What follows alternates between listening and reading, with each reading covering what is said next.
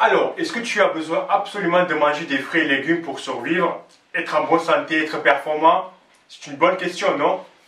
Sur ma page Facebook, des 30 personnes qui ont répondu, pratiquement la moitié ont dit oui et l'autre moitié ont dit non. Donc, qui est-ce qui a raison?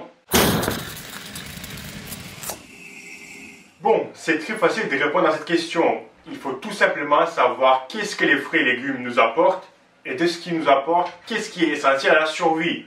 Être en forme et être performant. Et puis trouver si on peut avoir ces trucs des autres groupes alimentaires.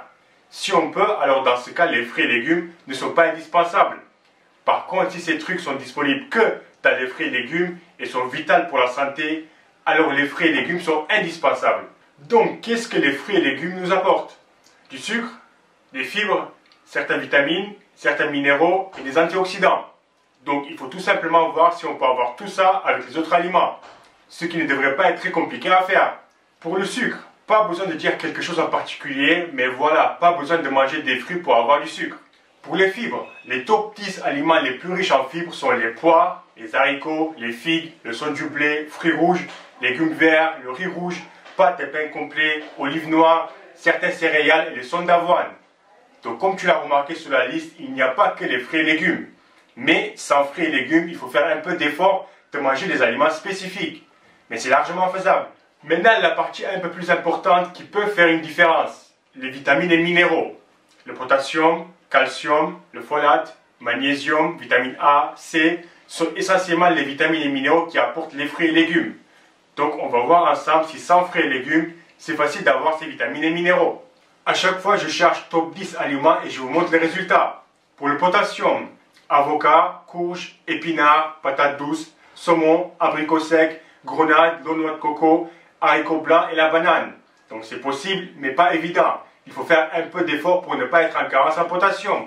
Pour le calcium, lait, cale, sardines, yaourt, brocoli, cresson, fromage, chou, gombo, amandes.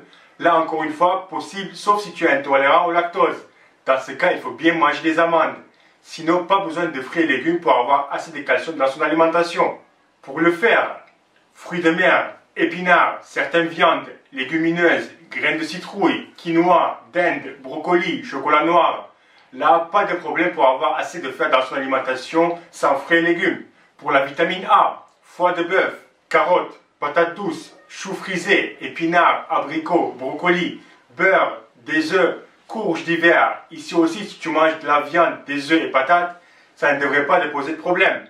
Pour la vitamine C, poivron, gluvace, un fruit que je ne connais pas, kiwi, brocoli, baies, les agrumes, tomates, pois, oranges et papaye. Là, un petit souci, il n'y a que fruits et légumes.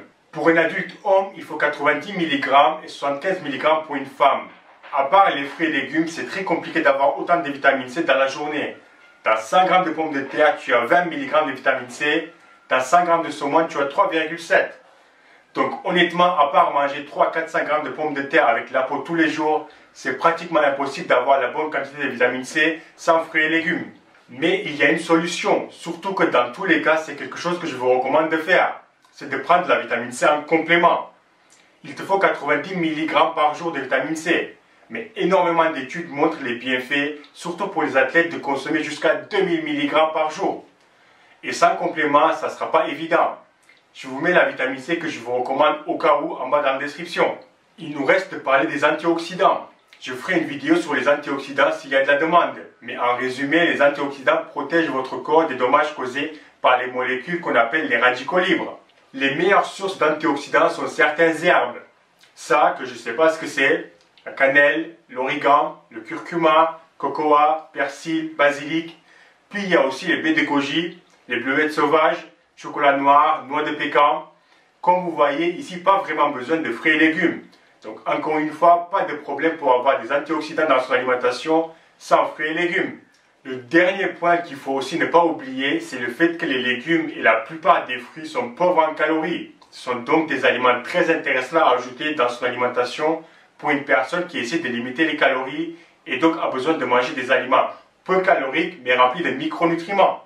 Donc pour résumer et donner mon avis personnel, après les raisonnements que je viens de faire, et dites-moi si j'ai raté quelque chose ou s'il y a un problème avec la façon que j'ai traité le sujet, mais je pense sincèrement, à l'exception de vitamine C, Il n'y a rien de plus que les fruits et légumes nous apportent qu'on ne peut pas avoir avec les autres groupes alimentaires. Donc je pense que si tu manges un peu de tout et tu prends de la vitamine C en complément, quelque chose que je te recommande déjà de faire, manger des fruits et légumes ne serait pas obligatoire pour être en forme ou même pour la performance. Après, c'est une question de plaisir, ça c'est autre chose. Merci et à la prochaine vidéo.